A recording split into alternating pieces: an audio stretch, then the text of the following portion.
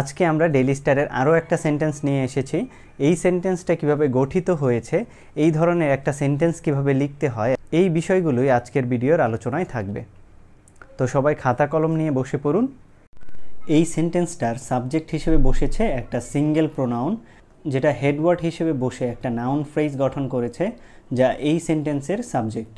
এবং উই বা আমরা একটা কাজ করেছি, সেটা হচ্ছে হ্যাভ লস্ট, আমরা হারিয়েছি। হ্যাভ লস্ট হচ্ছে মেইন ভার্ব এবং হ্যাভ একটা প্লুরাল ভার্ব নির্দেশ করছে, কারণ উই একটা প্লুরাল সাবজেক্ট, এই জন্য ভার্বটাও আমরা প্লুরাল করেছি। এবং পারফেক্ট টেন্স লেখার কারণ হচ্ছে কোনো কাজ শেষ হয়ে গেছে বা করা শেষ, সেটা বোঝাতে আমরা প্রেজেন্ট পারফেক্ট টেন্স ব্যবহার করি। তাহলে উই হ্যাভ লস্ট, আমরা হারিয়েছি। কি হারিয়েছি সেটা অবজেক্টে লিখতে হবে ডিকেইডস, দশকের পর দশক। তাহলে এখানে ডিকেইডস একটা সিঙ্গেল নাউন, যেটা একাই একটা নাউন ফ্রেজ গঠন করেছে, এবং ডিকেইডস এখানে সিঙ্গেল হেডওয়ার্ড হিসেবে বসে একটা নাউন ফ্রেজ গঠন করেছে। এরপর লেখক লিখেছে ইন আওয়ার এক্সিস্টেন্সিয়াল কোয়েস্ট, আমরা এই দশকগুলো হারিয়েছি একটা অবস্থায়, সেটা হচ্ছে ইন আওয়ার এক্সিস্টেন্সিয়াল কোয়েস্ট। তাহলে এখানে প্রিপোজিশন ইন বসেছে আমাদের অবস্থা প্রকাশ করতে। তো অবস্থা প্রকাশ করতে আমরা প্রিপোজিশন ইন ব্যবহার করতে পারি, যেমন in danger, in ruins, in good condition.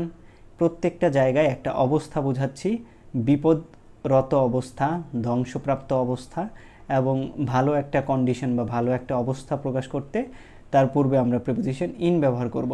ঠিক একই রকম ইন আওয়ার এক্সিস্টেন্সিয়াল কোয়েস্ট, আমাদের অস্তিত্বের খোঁজে। তাহলে কোনো কিছুর খোঁজ করা মানে ওই খোঁজরত অবস্থাকে প্রকাশ করে, তাই আমরা প্রিপোজিশন ইন ব্যবহার করেছি।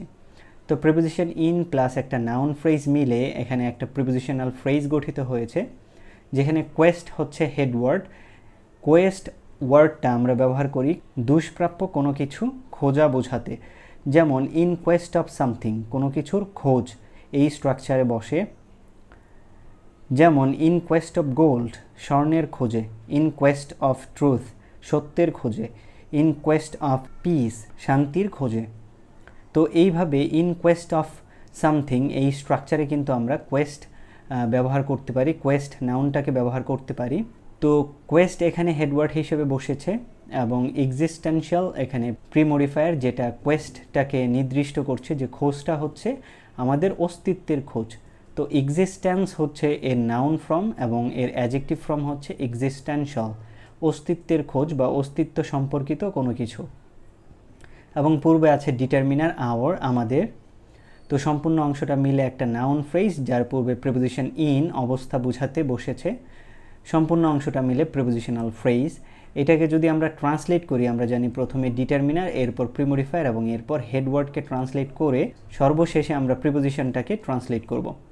তো আওয়ার হচ্ছে আমাদের, এক্সিস্টেন্সিয়াল অস্তিত্বের, এবং কোয়েস্ট হচ্ছে খোঁজে। তাহলে আমরা হারিয়েছি দশকের পর দশক আমাদের অস্তিত্বের খোঁজে। এরপর একটা প্রিপোজিশনাল ফ্রেজ বসিয়েছে অ্যাজ অ্যান নেশন, একটা জাতি হিসেবে। এখানে অ্যাজ হচ্ছে একটা প্রিপোজিশন, যেটা হিসেবে অর্থে বসেছে, এবং অ্যা নেশন একটা নাউন ফ্রেজ, যেখানে এ ডিটারমিনার এবং নেশন হেডওয়ার্ড। এইটাকেও ট্রান্সলেট করলে আমাদের প্রথমে ডিটারমিনার, এরপর হেডওয়ার্ড, এবং সর্বশেষে আমরা প্রিপোজিশনটাকে ট্রান্সলেট করব। তো এ হচ্ছে একটি, নেশন হচ্ছে জাতি, আর অ্যাজ হচ্ছে হিসেবে। সম্পূর্ণ অংশটা মিলে হলো একটি জাতি হিসেবে। তাহলে আমরা হারিয়েছি দশকের পর দশক আমাদের অস্তিত্বের খোঁজে একটি জাতি হিসেবে। এবং এই যে হ্যাভ লস্ট আমরা হারিয়েছি, সেটা কি উদ্দেশ্যে হারিয়েছি দশকগুলো, সেই উদ্দেশ্যটা প্রকাশ করতে একটা ইনফিনিটিভ ফ্রেজ ব্যবহার করা হয়েছে, to build a knowledge based society. তো এখানে টু বিল্ড একটা ইনফিনিটিভ বা নন ফিনিট ভার্ব, যার অর্থ হচ্ছে গঠন করতে। কি গঠন করতে? অ্যান নলেজ বেসড সোসাইটি, একটি জ্ঞান নির্ভর সমাজ।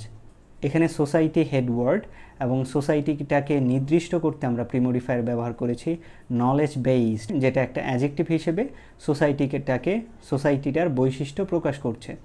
এবং শুরুতে আছে ডিটারমিনার এ, সম্পূর্ণ অংশটা মিলে একটা নাউন ফ্রেজ, যার পূর্বে নন ফিনিট ভার্ব আছে। নন ফিনিট ভার্ব সহ পুরো অংশটা হলো একটা ইনফিনিটিভ ফ্রেজ, যেটা আমাদের অ্যাডভার্ব অফ পারপাসের মতো অর্থ প্রকাশ করছে। এইভাবে কিন্তু আমরা মেইন ভার্বের কাজটা কি উদ্দেশ্যে করছি সেটা একটা নন ফিনিট ফ্রেজ দিয়ে প্রকাশ করতে পারি বা ইনফিনিটিভ ফ্রেজ দিয়ে প্রকাশ করতে পারি। তো এই ফ্রেজটাকে ট্রান্সলেট করলেও আমরা প্রথমে ডিটারমিনার, এরপর প্রিমরিফায়ার, এরপর হেডওয়ার্ড এবং সর্বশেষে নন ফিনিট ভার্বটাকে ট্রান্সলেট করব। তো এ হচ্ছে একটি নলেজ বেসড, জ্ঞান নির্ভর, এবং সোসাইটি হচ্ছে সমাজ, সর্বশেষে টু বিল্ড, গড়তে। তো একটি জ্ঞান নির্ভর সমাজ গড়তে। তো এইভাবে আমরা একটা সেন্টেন্সের ট্রান্সলেট করব, পাশাপাশি এই ফ্রেজগুলোর আদলে আমরা নিজে থেকে ফ্রেজ গঠন করতে চেষ্টা করব। এখন আমরা দেখব এই সেন্টেন্সটাই যদি বাংলায় আমাকে লিখে দেয়, বাংলা থেকে কিভাবে ইংরেজিতে ট্রান্সলেট করব। তো যদি আমরা বাংলা সেন্টেন্সটা দেখি, এখানে আমরা হচ্ছে এই সেন্টেন্সের সাবজেক্ট, কারণ হারিয়েছি দশকের পর দশক আমরা। তো যে ভার্বের কাজ করে সে সাবজেক্টটা আইডেন্টিফাই করব বাংলা সেন্টেন্সের। এরপর হারিয়েছি, কাজটা করে ফেলেছি, তার মানে মেইন ভার্ব। তো আমরা ইংরেজি হচ্ছে উই, এবং হ্যাভ লস্ট, হারিয়েছি। কি হারিয়েছি? দশকের পর দশক। অনেকগুলো দশক বোঝাতে আমরা ইংরেজিতে প্লুরাল করে লিখব ডিকেইডস। তো সম্পূর্ণ অংশটা মিলে হবে আমরা হারিয়েছি দশকের পর দশক। এরপর আমাদের অস্তিত্বের খোঁজে। তো আমরা আগেই বলেছি খোঁজ মানে কোনো একটা অবস্থায় থাকা, তাই আমাদের বুঝতে হবে এখানে একটা প্রিপোজিশন ইন আনতে হবে। এবং প্রিপোজিশনের কোর্সটা যদি আপনারা করেন তাহলে এই প্রিপোজিশনাল ফ্রেজগুলো কিভাবে গঠিত হয় সেই বিষয়টা আরও ক্লিয়ারভাবে বুঝতে পারবেন। তো ইন প্রিপোজিশন বসাবো।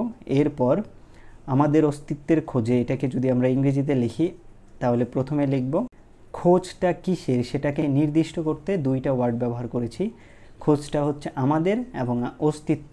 তাহলে প্রথমে লিখব আওয়ার, আমাদের এর পরিবর্তে, এরপর অস্তিত্বের, যার অর্থ হচ্ছে এক্সিস্টেন্সিয়াল যেহেতু অ্যাডজেক্টিভ, এবং নাউনটাকে লিখব খোঁজে, কোয়েস্ট। তো ইন আওয়ার এক্সিস্টেন্সিয়াল কোয়েস্ট। এরপর জাতি হিসেবে, তো হিসেবে একটা প্রিপোজিশন থাকা মানেই প্রিপোজিশন প্লাস নাউন ফ্রেজ মিলে একটা প্রিপোজিশনাল ফ্রেজ গঠিত হয়েছে। তো হিসেবের ইংরেজি হচ্ছে অ্যাজ, এবং এই নাউন ফ্রেজটা হলো জাতি, কারণ জাতি হিসেবে, জাতি একটা নাউন। তাহলে লিখলাম অ্যাজ এ নেশন।